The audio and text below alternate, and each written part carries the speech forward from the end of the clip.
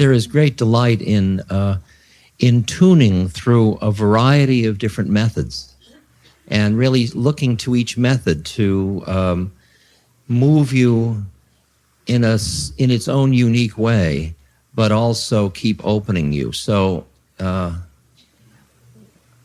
be very generous in your opening to methods, because if you bring to them a pure heart and a yearning to be free, they will serve you in that way.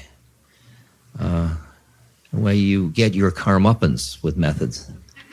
If you use them for power, you get power, and then you're stuck with the power. If you use them to reinforce your separateness, you get left in your separateness. What we are doing is we're reviewing how we can look at our life experience in a way that liberates us from suffering and liberates those with whom we come in contact from suffering. And you'd say, well, that's a negative way of looking at it. You could say, we are learning how to be happy with what is. And the flip that occurs that we're really working with is to figure out how to enjoy the unfolding storyline of your life without being trapped by it. How to delight in it, how to enjoy the play of the uniqueness of each form and how it works and how you interplay and interact without being trapped in the narrowness of it. I have watched again and again in this society, people get defined into a role and they start to be scrunched up into that role, and that role traps them. For a child to see their mother as a friend, not a mother. For a prisoner and a guard to see each other as fellow human beings instead of just prisoner and guard. There are how many roles we get trapped in. And when the role has a lot of symbolic power to it, we get very trapped in it. Like wealth or beauty or something, some uniqueness, positive or negative. We start to be so identified with our symbolic value and the role we're in that we starve to death because we're trapped. It's like wearing an outfit that's so flamboyant that everybody responds to the outfit and nobody notices you. I meet many people who are so trapped in their roles and trapped in their symbolic value within the society. And we all present ourselves symbolically. We all project who we think we are in the clothes we wear, in the way we walk, in the way we look at other people. That's all the image we have of ourselves projected outward. Sometimes that's very, very strong. You're so busy being somebody that everybody reacts to your somebodyness, and nobody reacts to your nobodyness. Nobody reacts to the part of you that's the I, not the me. And so it's interesting to learn in this lifetime how to inhabit roles lightly, how to inhabit them with love and with joy and with passion and with emptiness, how to delight in the game, in the dance, in the leela, in the play, and begin to see your life experiences as grace, as a set of opportunities through which you can become free. They were handed to you. It's bizarre to get to the realization that there are no errors in the game, that the ones that have been handed to you were tailor-made for you. All of your neuroses and your sorrows and your problems and life's, all the stuff, no error. Would you just conceive of that possibility for a moment? You have to buy in. I mean, that's my Meshuggah business. Just conceive of it for a moment, that there are no errors in the game. In the sense that you as a soul are a karmic entity, and that karmic entity, using senses, using forms, creates out of the stuff of the universe those forms through which its attachments and aversions create, through which it interacts in order, in the awakening phase, to go beyond the attractions and the aversions. In other words, to get free of your attractions and aversions, you got to get them to manifest, to deal with them. And then you deal with them without juicing them up with intention, but just being with them. This is very weird, very dense stuff.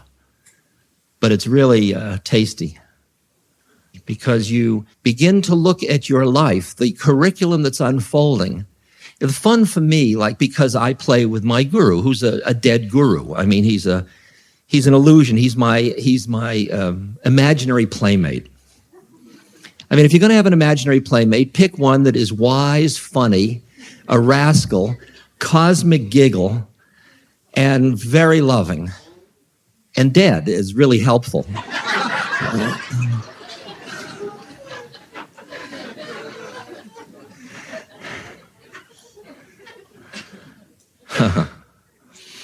And so what comes towards me is, in the game he and I play, what he's laying on me to free me.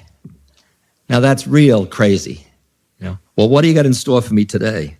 Well, look at this one. So. I mean, there are wonderful little lessons in my life along the way. And I just experience my life as an unfolding curriculum. Now, Maharaji, as Sam Maharaji, Neem Karoli Baba, didn't say, well, in 1995, he will have this happen. It's not that level. It is merely the dialogue between the ego, the soul, and awareness, an inner dialogue going, in which out of awareness, these phenomena are manifesting and dissolving. And which particular ones are attended to or noticed is the soul's karmic determination. And then how you live within it is the ego's game. And by the way, just to clean up so that I don't overstep bounds here, there are many, many, many, many other planes of consciousness. I mean, those of you that have studied any of the literature about astral and causal planes and all the planes that Sri Aurobindo talks about, and the overmind and so on, the oversoul, you're dealing with something that is not conceptual, all these planes, and you're imposing some conceptual structure to define the differences between. The chakras deal with planes of consciousness.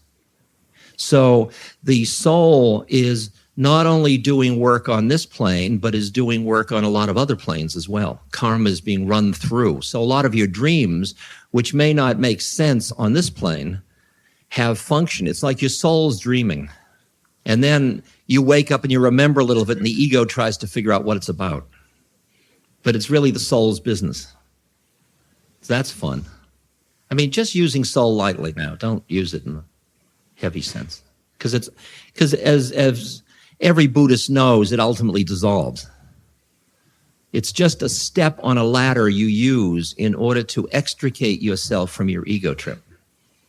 And be careful, the word extrication does not mean dissociation or denial.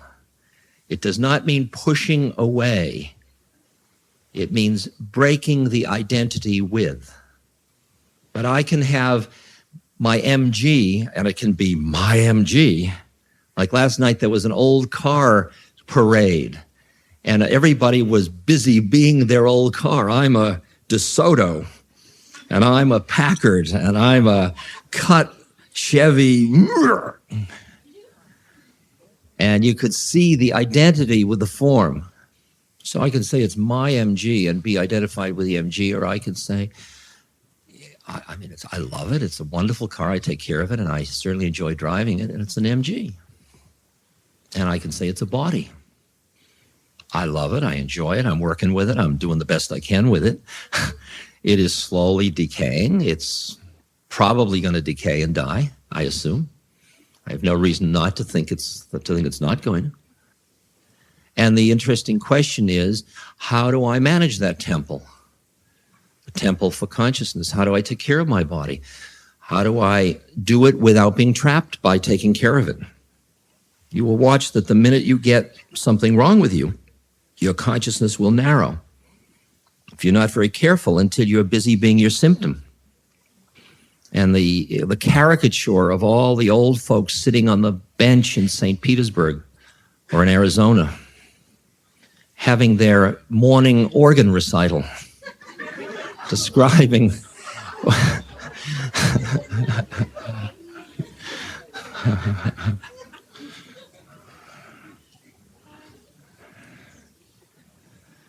And the minute you start to cultivate these techniques of mindfulness, you begin to see the game that you're playing, the life you're living, the way it's unfolding, the roles you're in. What you'll learn is that you have a unique karmic predicament, and that will manifest in certain ways at each moment. And to the extent that you push against the manifestation, it takes a lot of juice. To the extent you cling to the manifestation, it takes a lot of juice. And ultimately, what you're doing is dancing deeply but lightly. There's no clinging. The statement, hold on tightly, let go lightly.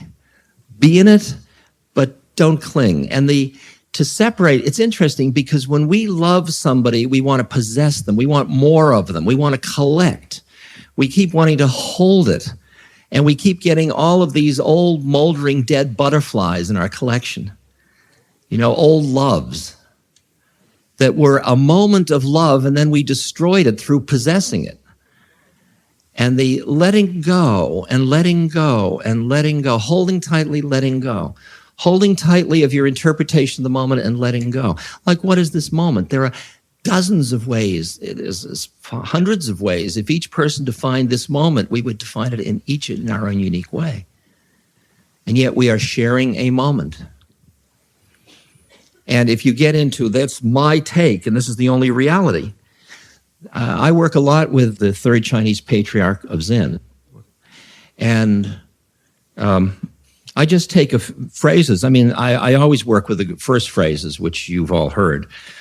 The great way is not difficult for those who have no preferences. And you think about all the preferences you have. Color, food, people, places, comforts, experiences.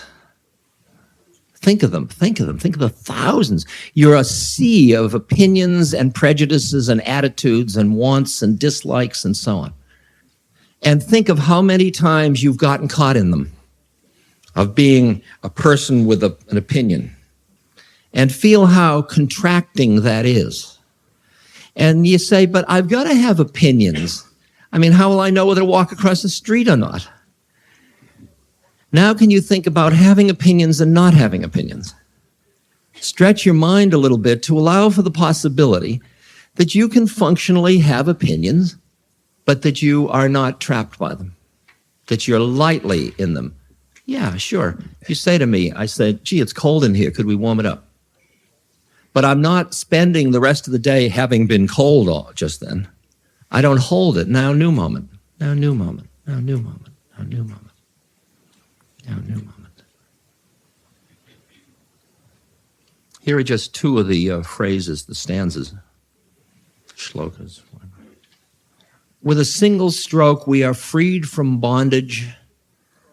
Nothing clings to us, and we hold to nothing. All is empty, clear, self-illuminating. Third plane, awareness. Clear, illuminating, present. Yes.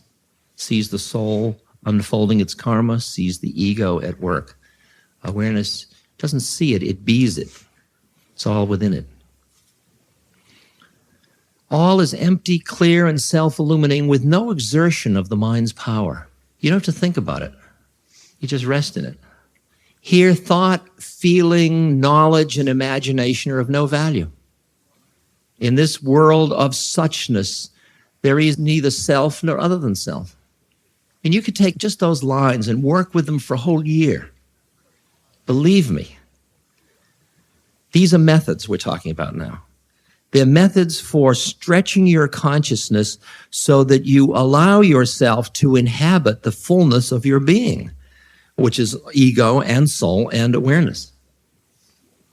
Now, there's just a few lines in the next one I want to read. To come directly into harmony with this reality. Now it's describing another method. Just simply say when doubts arise, not to.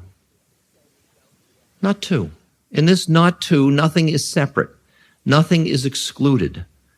No matter when or where, enlightenment means entering this truth. And finally, emptiness here, emptiness there, but the infinite universe stands always before your eyes. Phenomena are arising. We're all here together, and we're all here in a quality of emptiness, in which if you go back in your mind far enough behind the me and the I and what the senses are telling you, just keep drawing the awareness back and back and back. What you come into is just empty presence. And yet all the phenomena are here. But the mind isn't grabbing at the phenomena. It's not clinging, it's not avoiding. It's not pulling, it's not pushing. It's not coming, it's not going. It's just, ah. Another moment, ah. Maharaji used to say to me, Ram Dass, you shouldn't be with people very much. You should be alone. You should take your food alone, you should eat alone, you should be alone. So I went back to the hotel where all of the devotees, the Western devotees, were hanging out. And I put a sign up on my door that said, do not disturb. And I stayed in my room. 2 days later, a couple that was with us had a fight during the night. The next morning, they were with Maharaji, and Maharaji said, you were fighting? And they said, yes. And he said, when were you fighting? And they said, during the night. Well, did you go to Ram Dass? No, he had a sign on his door saying, do not disturb. You didn't go to Ram Dass? He wasn't there for you? And he looked at me with disgust. And I was about to say to him, but Maharaji, you said I was supposed to be alone. But in those conflicting messages, I found a message. Because at first you have to be alone by pulling back from people, but you understand what the game is. Finally, the game is to be with people, yet always be alone. Now, how many of you take the feeling of aloneness and feel it as pathology? Have you ever thought of flipping it around? Just that little flip. There's an incredible line about the nature of the potential of relationship. This beautiful quote from the I Ching. And it's one of my favorite quotes to use at weddings. The master said, life leads the thoughtful person on a path of many windings. Now the course is checked, now it runs straight again. Here winged thoughts may pour freely forth in words, but there the heavy burden of knowledge must be shut away in silence. But when two people are at one in their inmost hearts, they shatter even the strength of iron or of bronze. And when two people understand each other in their inmost hearts, their words are sweet and strong, like the fragrance of orchids. Now we're talking about souls hanging out together. Souls who don't need anything from each other. They both are just watching the unfolding. The unfolding on the ego level may involve their interaction, the roles through which they interact. But the souls are just sharing a delight in the unfolding of the dance. At certain stages in the journey, if you have a choice, it's wonderful to have other beings around you, sometimes called the satsang or the sangha, a community of other beings like are gathered in this room that recognize what the journey or the curriculum is about that we are born into here. And they help you. We help each other. And it's a very precious thing to have other people you meet and know that are journeying on the path together. And it's interesting to examine the contracts we make with fellow human beings, because most of the relationships we enter into are at the ego level, in which I am somebody and I enter into a contract with you as somebody. And usually the nature of the contract is, I won't bug your somebodyness if you don't bug mine. I'll allow you to be who you think you are if you'll allow me to be who I think I am. Basically is what we're saying to each other. The difference is that when you meet with satsang, you say, I am trapped in thinking I'm somebody. You are trapped. Could we help each other get free? Now, the peculiar circumstance is when you make that contract with somebody and they come up and say, you're trapped, wake up. You say, you're trapped. What do you know about it? Because when somebody is trapped, they are trapped, meaning they think it's real. And in their reality, your criticism is seen as a criticism, not as a helpful hint. So if you're going to enter into the relation of Sangha or Satsang with that somebody, you've got to realize that truth is a little scary to live with. It's much better to live with truth, however, than with the kind of numbing deception of all of us making believe a reality is real. I mean, when you look at the way, the violence that consistency has done to your truth, it's staggering. Because when you understand that you move in and out of all these different levels, like Maharaji, when I was with him, he'd just be floating around in levels. I remember once he said, he just came out of a trance, he says, all the money in the world is mine. It's a great line, isn't it? I mean, I try to think of the ramifications of that. And the Pope thought he had some. All the money in the world is mine. And then a few minutes later, he looks around, he says, I can do nothing. God does everything. I can do nothing. God does everything. Now, at one level, it's just like the Anandamayi Ma quotes yesterday. One of them is, I serve my husband as if they were God. That's a dualistic devotional practice or path or statement in dualism. In dualism, you spend your time loving the beloved. In non-dualism, you are the beloved. You exist on both planes. How do you train your awareness so that it doesn't get trapped in one plane and then cut off your access to the other planes? That's what the issue is.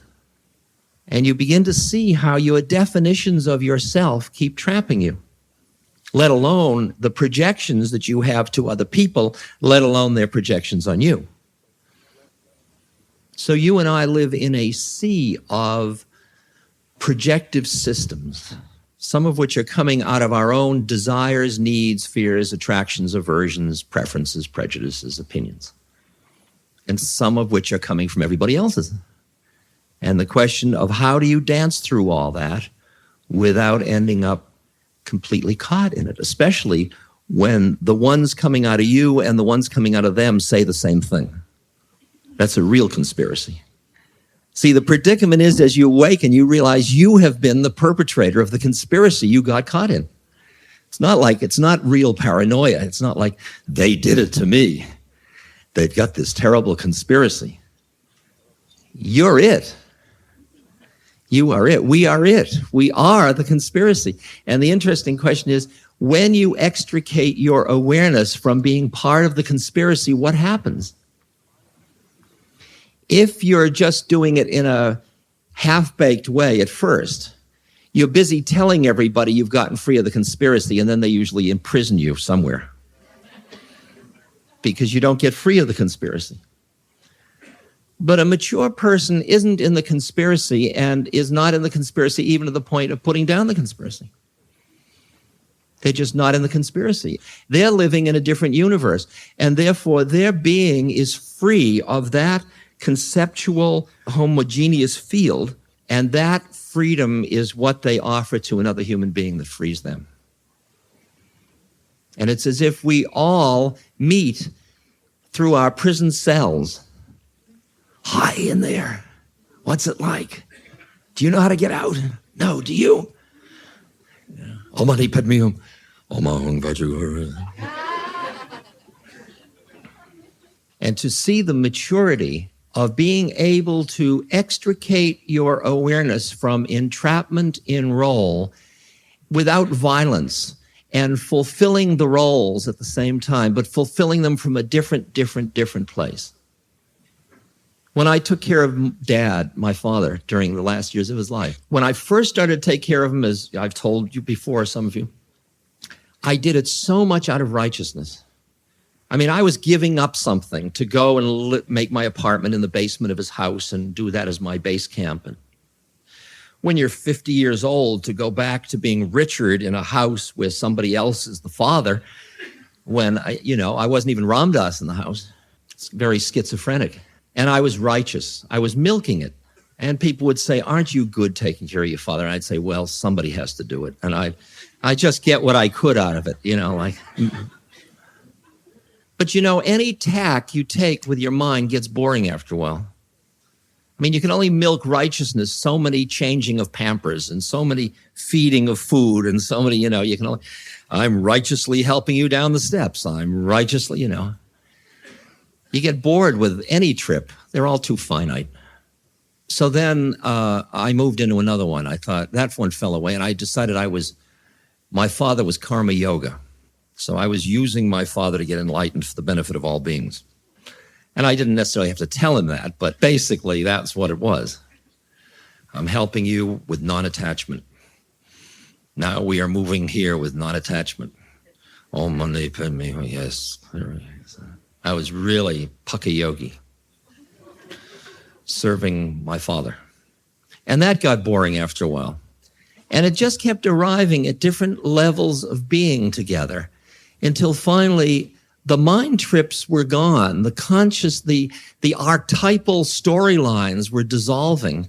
And all there was he was being and I was being, and the nature of the way of things in the karmic unfolding of our lives as father, child, at this stage in our lives, had this particular dynamic going in which that was the part that awareness played through him, and that was the part awareness played through me, and there was nothing personal involved in it at all.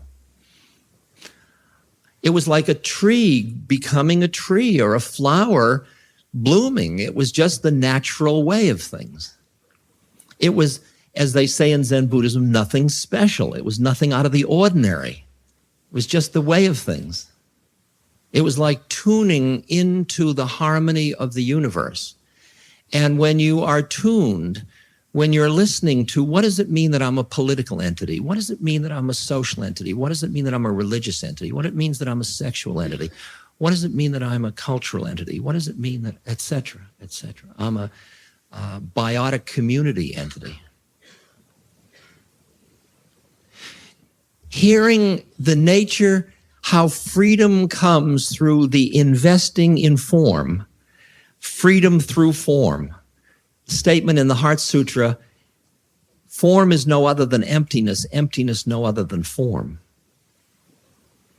The art is not to deny form in order to grab at emptiness, but to have the emptiness and fulfill the form.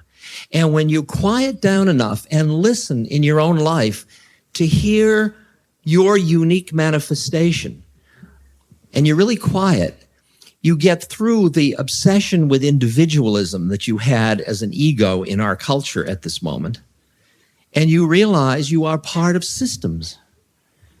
You're part of family, you're part of all of these different communities, ethnic groups, all of the stuff. And then you bring to that, with your awareness, the listening to hear how you manifest within that system in a way that is not with attraction and not with aversion, but really playing your part. Playing your part. Dancing the dance. So I listen and I hear I have certain skills. I have certain connections, so I have certain opportunities to talk to certain people. Those things, when I listen to hear, how will I manifest, say, in the political field? I hear, well, there are these opportunities. There is this skill.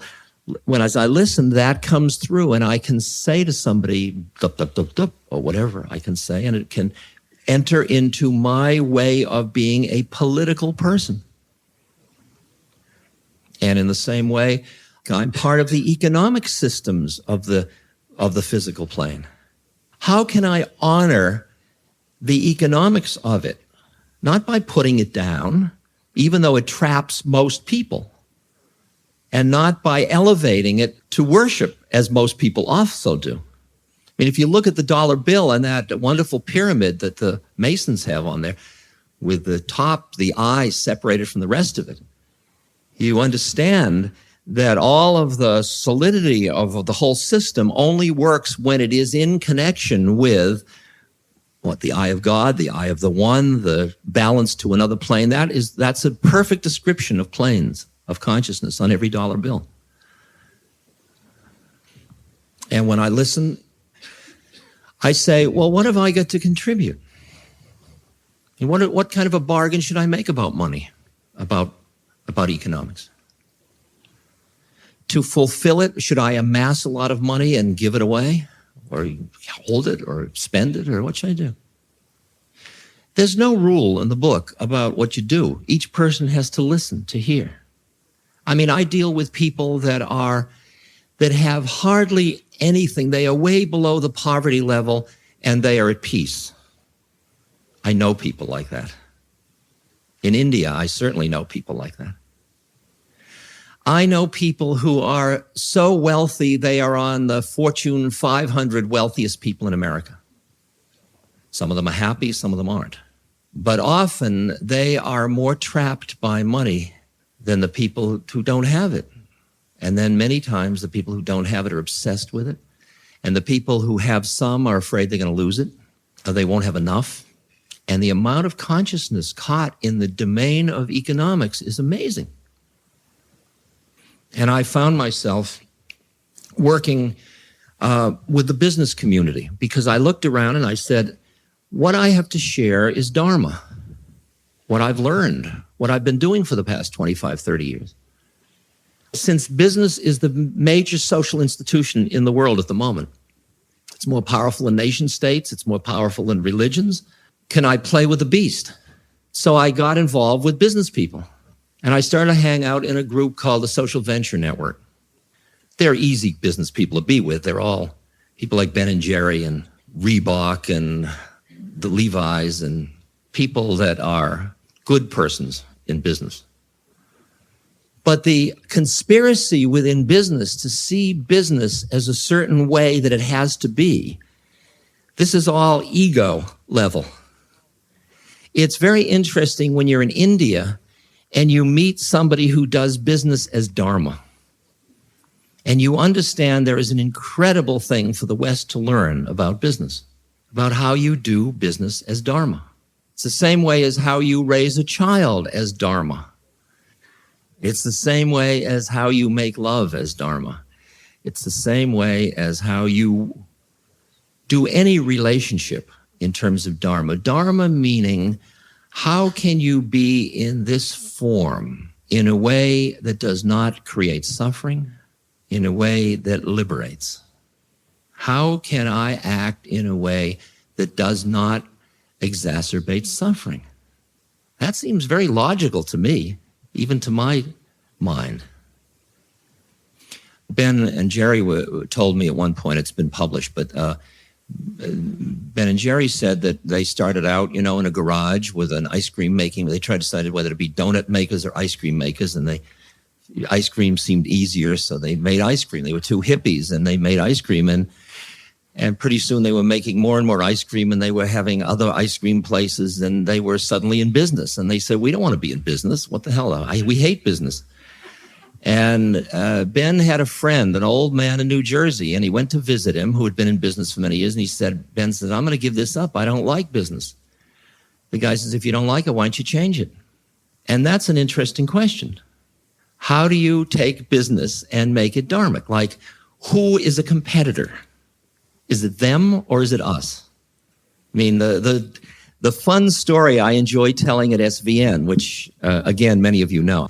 But it's the story about when I put out, with a group of people, we put out a beautiful 4-record album with a beautiful booklet and a lovely box. It was called Love, Serve, Remember. And it was a mail order item for $4.50 some years ago. And my father took a look at it. He was a major business player. And he said, pretty good product. I mean, he didn't listen to it, but he looked at it. And I said, yeah. And he said, boy, it looks like, what are you charging, $4.50? You could get a lot more for this than that. I said, you're probably right. He says, you could charge $10 for this. Yeah, he said, would fewer people buy it? I said, no. He said, I don't understand you. Are you against capitalism? And what have I raised here? I mean, I don't mind you being a Hindu, but you're not against capitalism.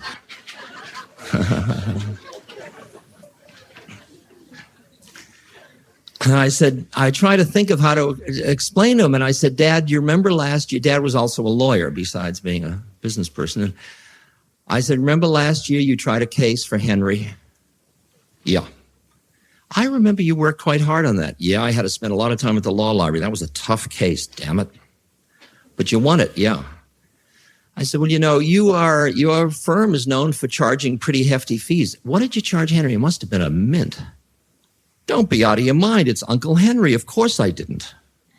I said, well, that's my problem. When you can find somebody who isn't Uncle Henry, I'll rip him off. Okay. It's interesting to create systems in which you see others as how can you get the top thing from them, get the most from them, not from us, but from them, for the benefit of us. And what you create is a certain kind of boundary of your consciousness that it's really hard to get through. And you end up being isolated by it. To examine in businesses the relation between a CEO who takes something like 80 times the salary of an employee, and then the CEO says, we're all one big family. Does that mean that CEO is worth 80 times? Is that a CEO working 80 times harder? Is that benefit that much? The cost of that money is not free to the system. The cost of that money is extremely harsh on the ability of all of us to be us. Now, I mean, I can't be a purist about it, but I can hear the directions it has to go. The question of how do you live with us? And so you look and you say, at any business, who are all the stakeholders? There's the board of directors. There are the investors. There are the employees. There is the staff. There are the competitors. There are the suppliers. They are all stakeholders in the game.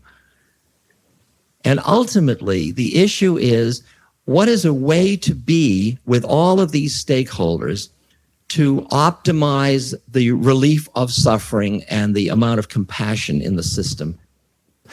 And I am one of the stakeholders, but just one of them.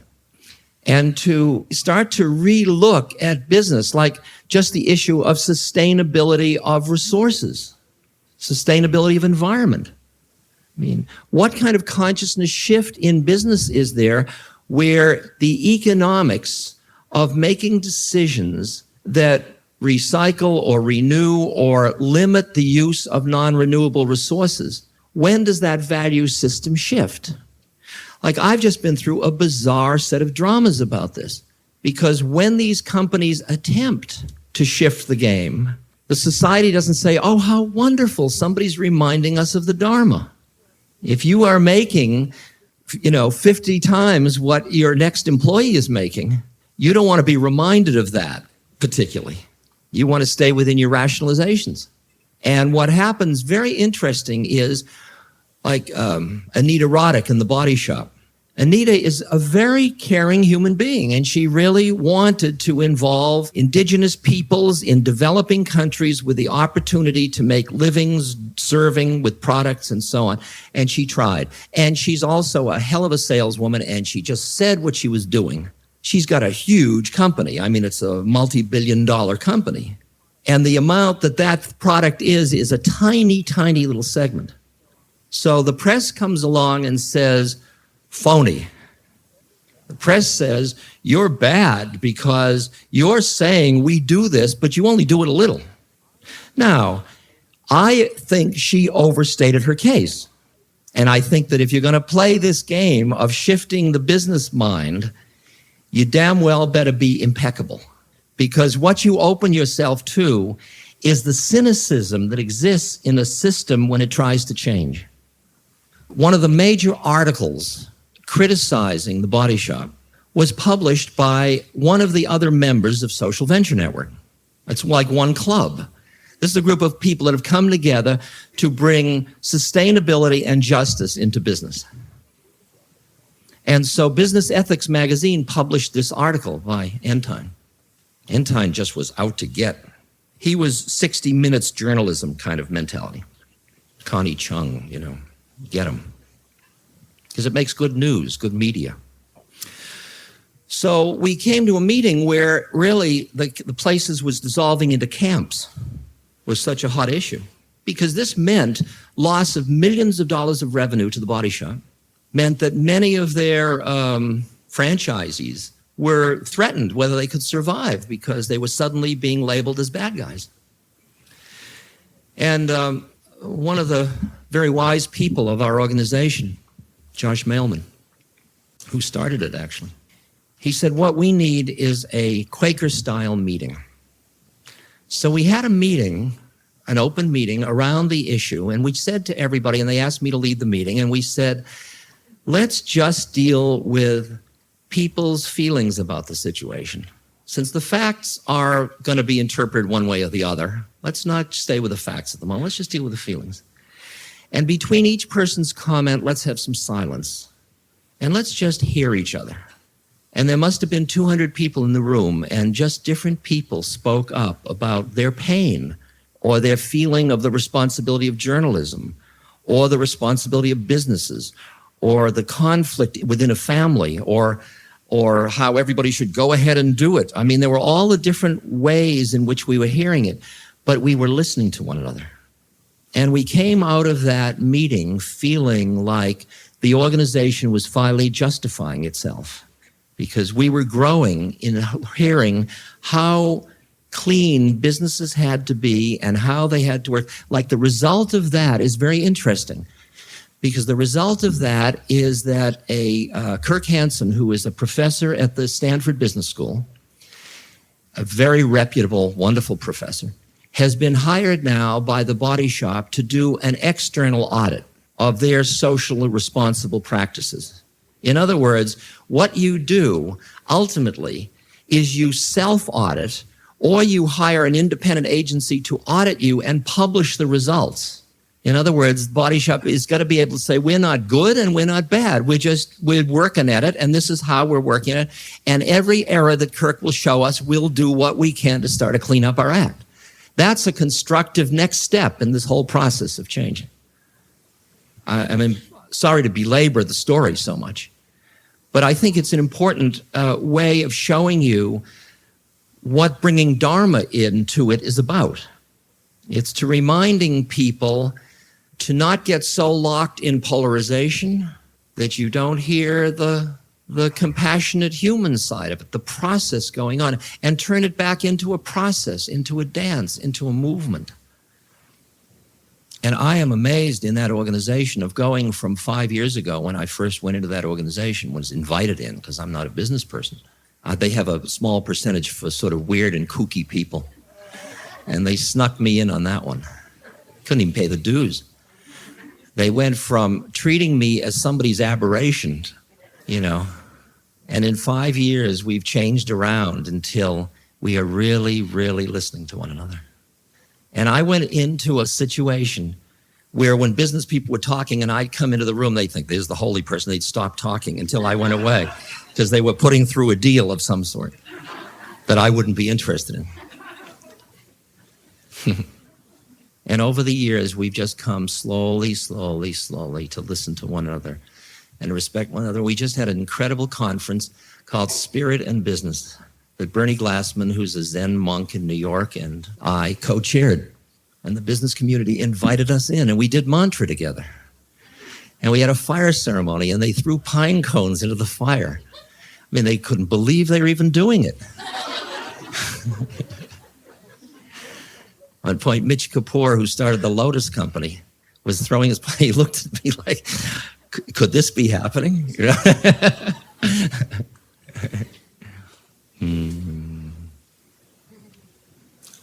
So I think I'm telling that story, I'm sure, out of self-aggrandizement, but I now we need to cool it down. Whoever does those things, thank you. There we go. Tighten your seatbelts.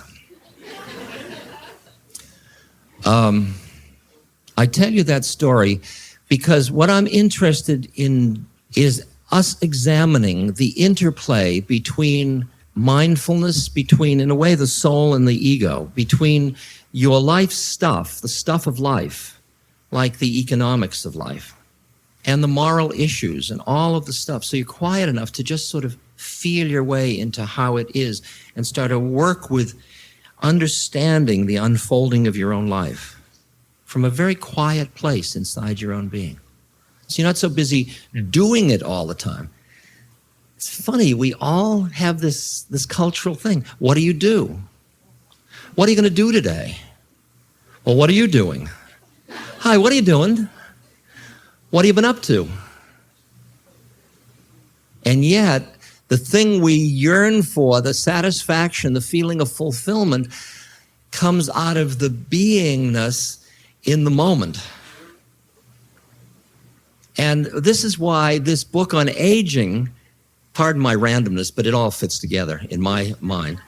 This book on aging is so appropriate for me to be dealing with at this moment, not just because I'm 64, but also because that whole quality of quietness, of reflectiveness, of space, of the wisdom source, the intuitive wisdom source, is so scrunched out of the society by our obsession with technology, which makes old people obsolete, with our dysfunctional mythology, because it's all around thinking your way out of everything and being an activist. Like there was a moment when I was talking to a guy who writes speeches for Bill Clinton in the White House, and I said to him, tell me, in the White House, is there anybody there that is not in a line capacity, that doesn't have power, that is merely there to hold the space? Is there anybody reflective, not reactive? And he reflected on it, and he said, no, there is nobody. Probably the cat or something. But all the people are all busy. It's like putting out fires all day. They're all busy reacting and thinking their way out of, and just like that all the time.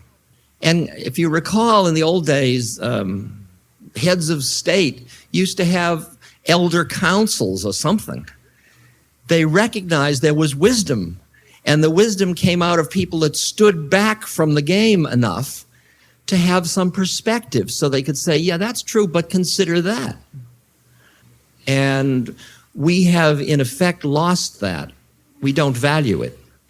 And now there's an interesting moment in history because as the baby boomers become 50, starting in 1996, the numbers in the system change so that the old people are just coming into power.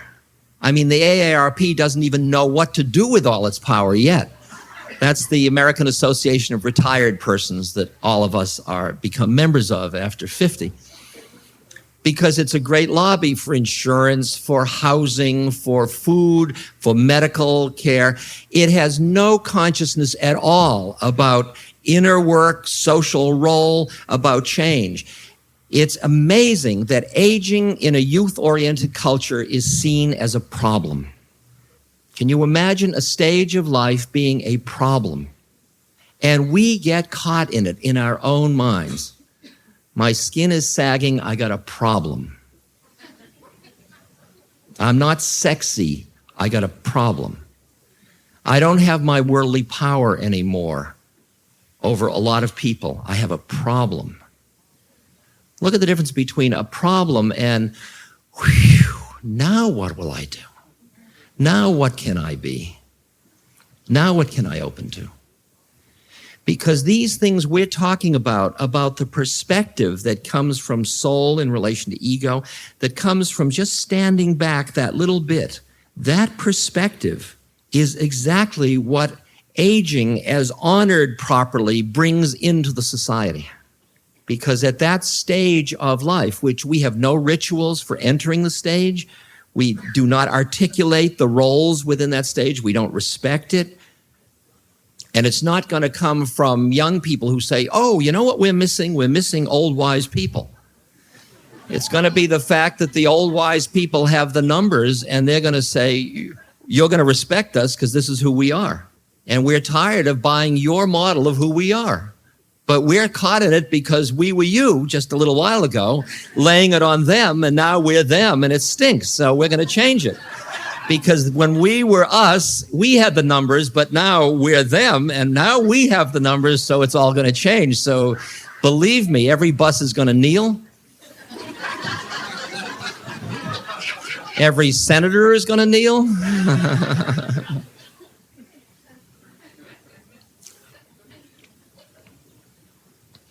What I saw in my own life was that if I weren't very mindful, I was going to just slide into a way of looking at myself that was the cultural consensus of who I must be because of the age I was. I just saw it happening. The story I tell, which I'm starting my book with actually, is being on the train in the evening going from Westport, Connecticut to Grand Central Station. And the Westport station was closed, and so I had to buy the ticket on the train.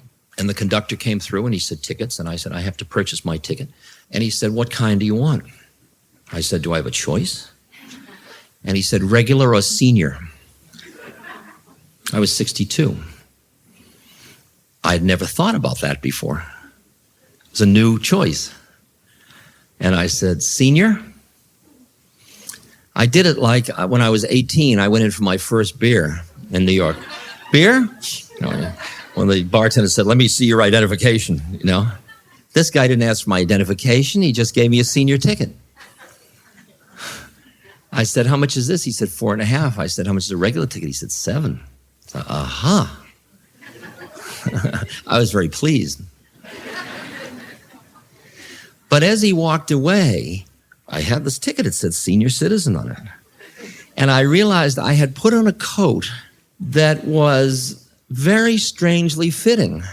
It certainly didn't have any inner experience of who I was. I didn't think of myself as a senior citizen. And I saw how much other stuff went with that senior citizenness, that it didn't come free. It came with a whole lot of attitudes and values and expectations and so on. And if you look at the role models we have for aging, for successful aging, it's people that stay young, that at 230 are still playing tennis,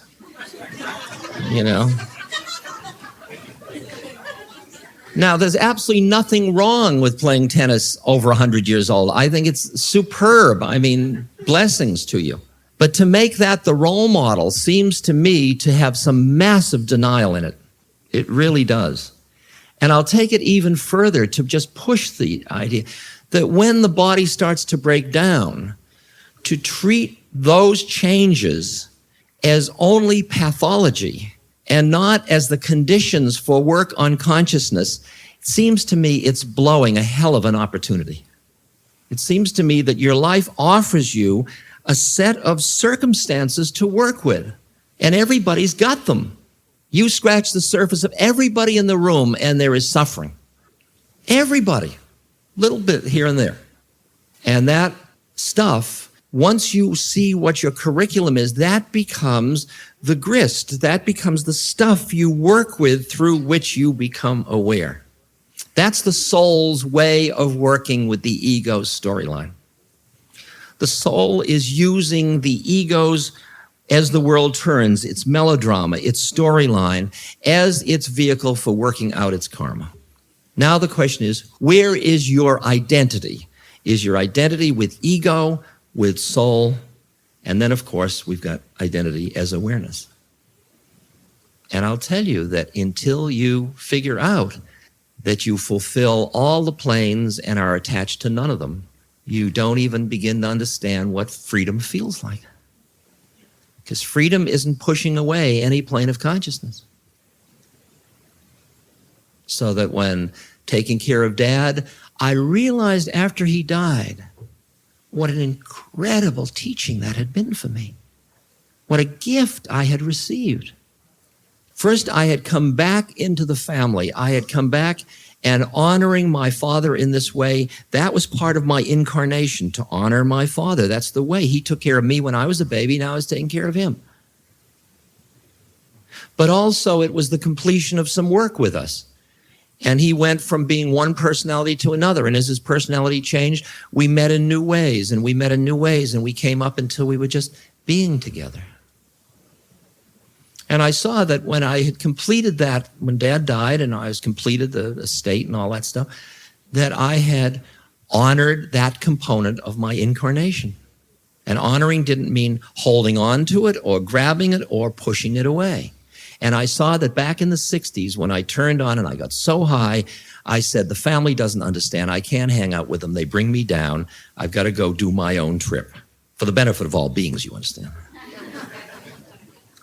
And I finally had to understand that to honor my incarnation meant to honor the systems of which I'm a part. And it's led me much more to be involved in politics, much more to be involved in social issues, much more to be involved in philanthropic stuff, much more to be involved in health issues and so on.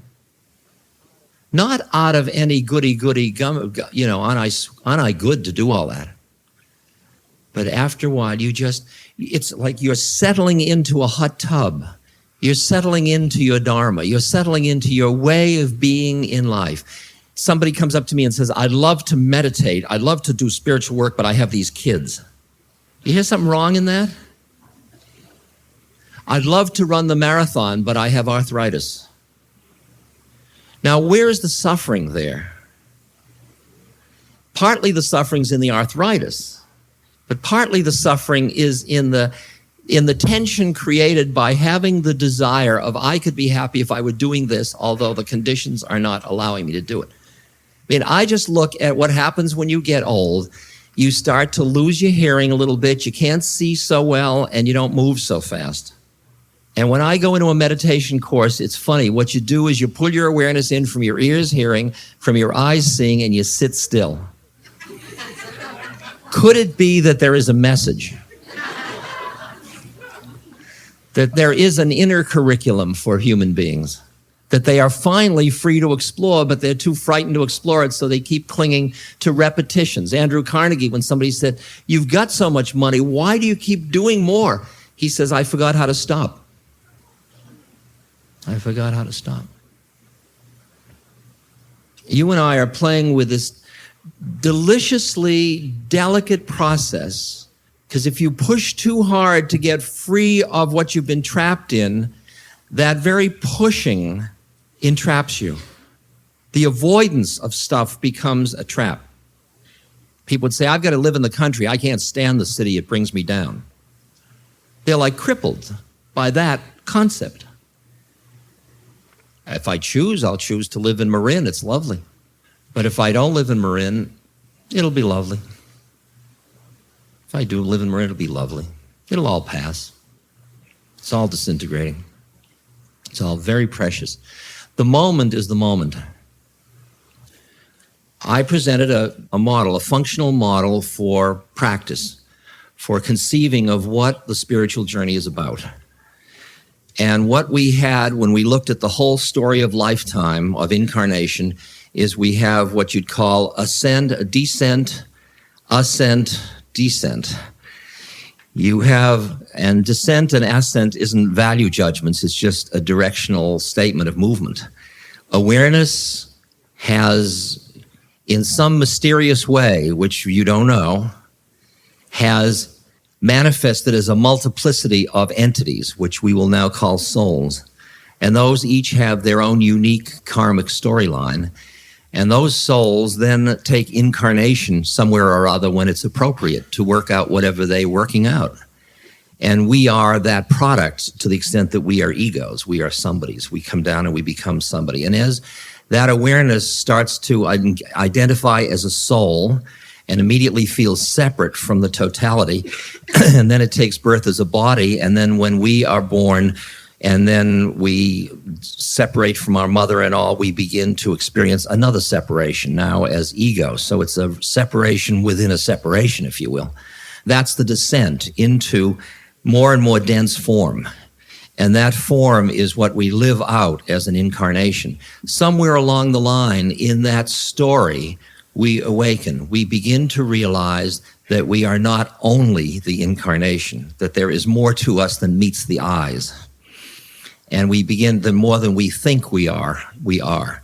And that leads us to relook at our experiences and to open to new experiences that allow us to enter into other planes of consciousness, other perspectives, other ways of looking at it. And that awakening starts. And at first, because you have been in such a thick substance, you've been so feeling often very entrapped in your story, in your body, in your suffering, and whatever. When you awaken, there is a joy, a breath. It's like coming above the smog when you fly.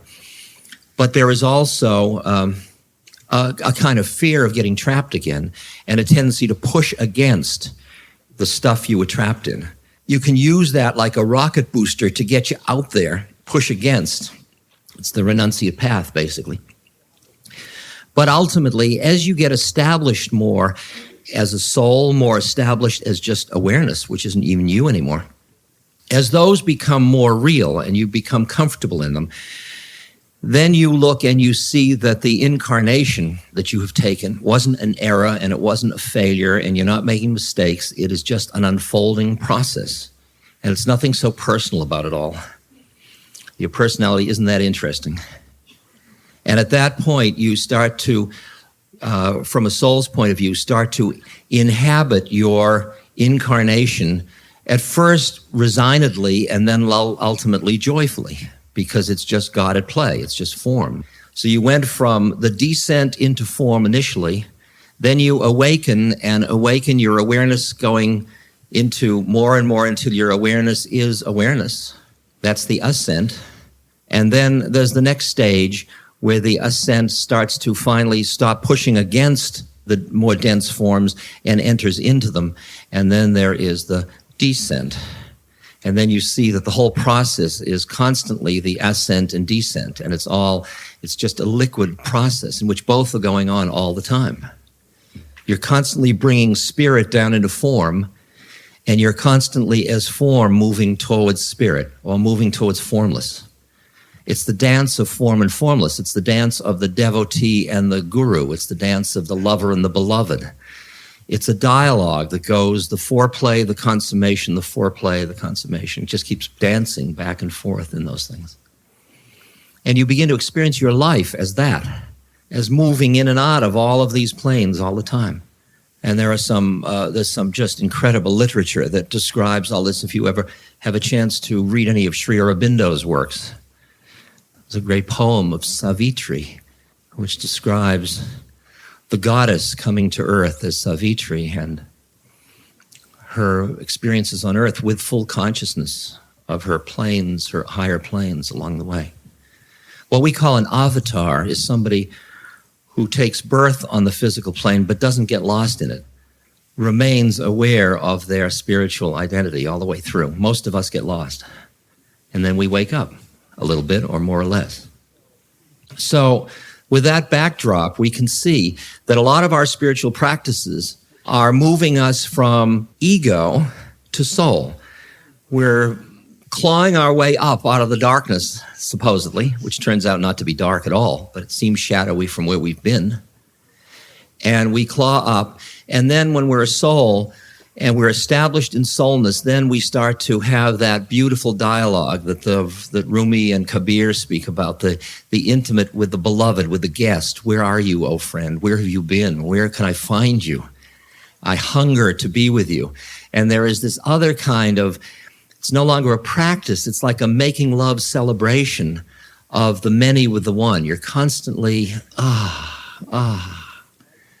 And I can only invite you to read that poetry, to feel that the separation of you from all of it is not a mistake. It's not a failure. It's part of the dance of form and formlessness. so that you are the one and you are the many. And then after that, the next part of the practice is the practice of integration, of learning how to keep all this going at once, how to have integrity across your life so that you don't act one way at a retreat and then go out and act another way later, so that you learn how not to get lost in the stuff of your life, but to stay aware and yet stay involved. That whole integration process is very, very fascinating, because you keep feeling, as your mind is quiet, how you keep getting lost one way or another. I mean, a lot of people go into la-la land, and as I usually kid, they lose their zip code. They lose their ground. They forget their ground. They're so high and spaced, they lose their ground. And many people are so afraid of losing their ground, they won't take a little leap. They won't even open to the soulness of their being, because they're afraid of loss of control. Their mind is so strong. The ego mind is so strong. They're terribly frightened of losing control. And the integrity of the whole system is that you and I are meeting as personalities, as egos. You and I are meeting as souls, and there is awareness here. And all of that is true. And how are you and I going to figure out how to be together like that? Not be together as egos hoping to become something else, but actually be together where those three planes are real for us. So when we meet, you're meeting yourself, really, in a different form.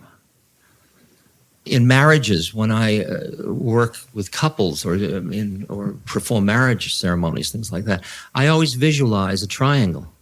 People come together, and when it is the yoga of relationship, through each other, they meet the being that lies just behind the awareness that is both of them, the one.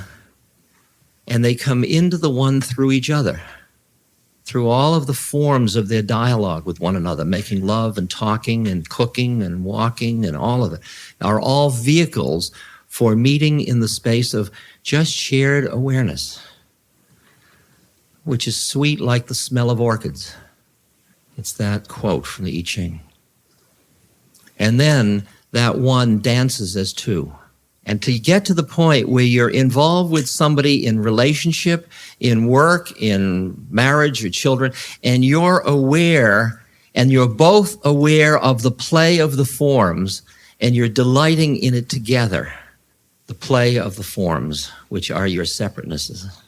And that's an extraordinary experiment. And the tricky one is keeping your consciousness mindful enough so you don't get yourself trapped in a role or an identity, but you're constantly fulfilling your roles, but always as vehicles for becoming free. Realizing that what we are about here on earth is to become free. And why? Forget why. Just do it. And when you're free, you'll know why. That's the promise. You'll be why. You won't know why, you'll be why.